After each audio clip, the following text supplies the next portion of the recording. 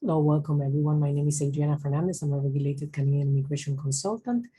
This video is not legal advice. It's only for general information purposes. And today I wanted to talk about teachers in Canada in general, elementary, kindergarten, and high school or university level. I'm going to share the screen with you.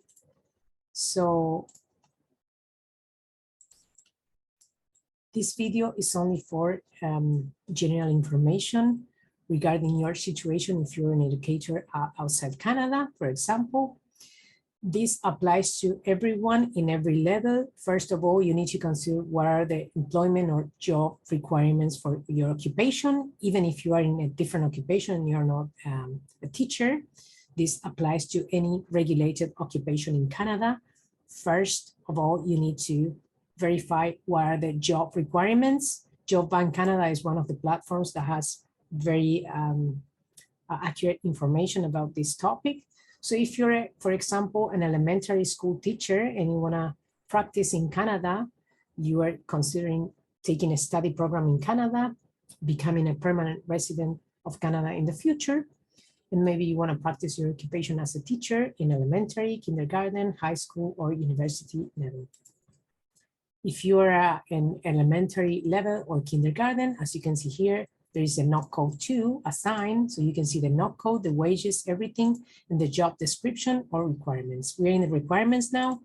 So to practice as a school teacher in elementary or kindergarten level in Canada, you need to have a bachelor degree in education. That is required, it's mandatory for everyone, even if your home country, in your home country, you're practicing as a teacher, and this is not required. In Canada, it is required, so you need to maybe adapt to whatever is required here.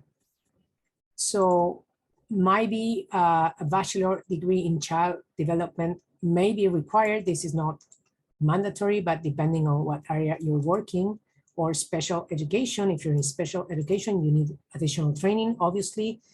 And this is only general. Then if you wanna choose the province of destination, you may go to a regulatory body of every province. For example, I'm going to open only Ontario. I can't show you all the provinces. This will take my whole life.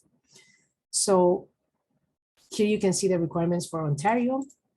You need to have completed a minimum 3 post-secondary degree or from an acceptable post-secondary institution and a semester of teacher education program, and apply for certification, obviously paying the membership annual fees, as I do. For example, in general, in Canada, almost everything is regulated. So to practice your occupation, you might need a license or not. In general, in many occupations, in many occupations in Canada, you do need a license. So, and completed an extra program of prevention of abuse.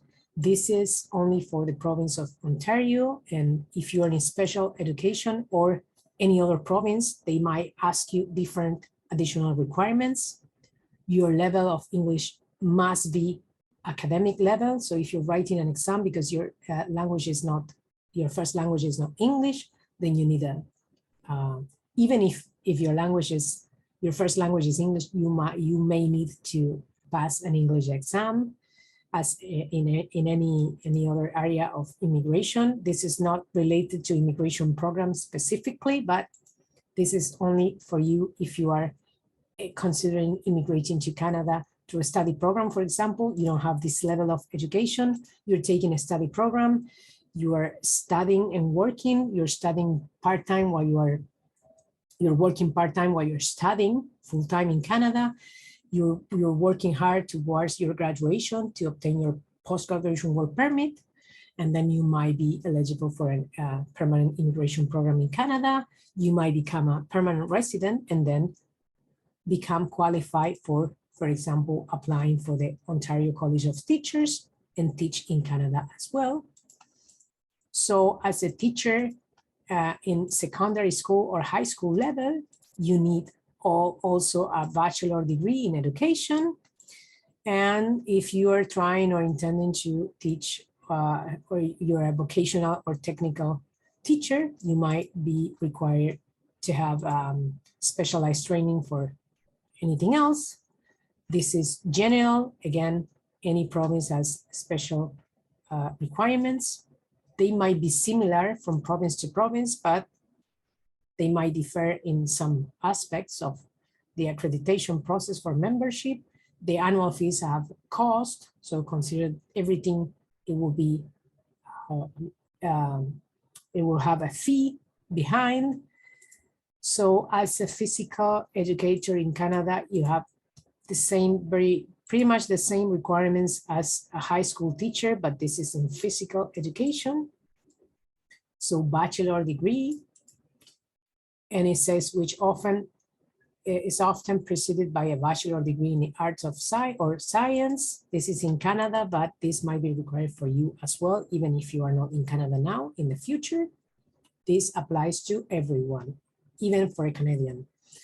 So as university professor or lecturer, you need a master's degree or doctoral degree, which is a higher level of education. If you're considering doing a master or doctoral level in this province, for example, you might be recommended or obtain a nomination from the province if you do a master or doctoral degree in certain fields. This will entitle you to obtain a recommendation or nomination to apply before the federal government for a permanent residency and become a permanent resident, and then try your accreditation or your membership here in British Columbia, for example. This is not only for British Columbia, but many other provinces have, and I believe they are all qualified. And in almost all the provinces, you have an option for studies in this master or doctoral level, where you can become qualified for nomination and apply for federal, before the federal government for permanent residency. Then you'll be ready to apply for a college of teachers. For example, here, the province of British Columbia is not opening, it's not working very well. I'm not sure why. And there are other provinces, let's say Manitoba, and you can see for every province that I will leave the link below the video so you can find all these requirements, and you can see the, let's open the province regulator, and you can find the requirements for a teaching certificate. So as you can see here, if you don't have a bachelor degree, contact the Manitoba University to discuss entry into a bachelor or education program. So if you don't have this level of education, the province is saying exactly that you need to obtain this level of education or you won't be qualified to apply for membership.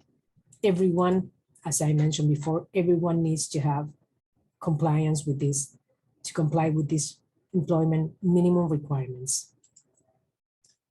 So if you're considering doing this, taking this process in the future, and you don't have the level of education, you can go below the video, contact my affiliate, find a study program suitable for you, for your field of study, become a student in Canada. First of all, know that you need to apply for a study program, obtain your acceptance letters, and then you can come to me, book a consultation, and I may help you and work through your application process for a study permit. I don't sell or offer study programs.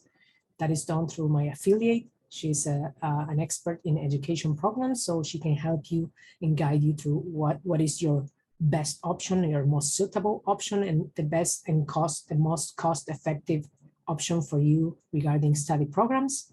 So go below the video if you need legal advice or you need to be considered in a special occupation and you want me to analyze in detail your profile in this or any other occupation. I will take the time previous to the consultation to see what are your best options for immigration.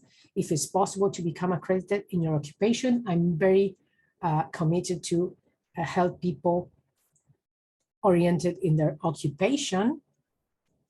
I don't disregard the occupation because as an immigrant in Canada, I like to consider people background so they don't have to leave. You don't have to live back home all your life. I did that as well as an immigrant. I had to leave all my